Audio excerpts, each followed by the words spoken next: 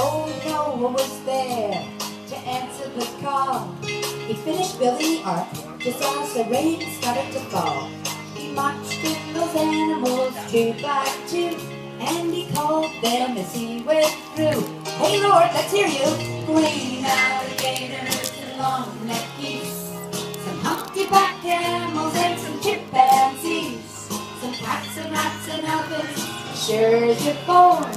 I just can't find those unicorns. Now where do you think a unicorn might hide? Maybe here at Santa's Village. Let's start looking, guys.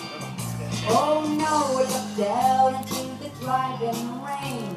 Those unicorns were hiding, playing silly games. They were kicking and splashing in the early morn.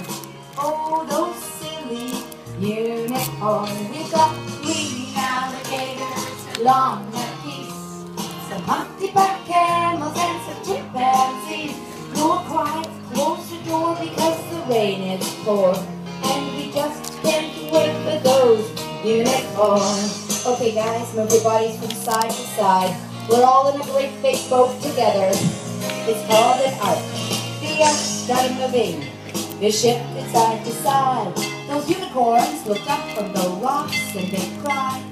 And the waters came down and sort of floated them away.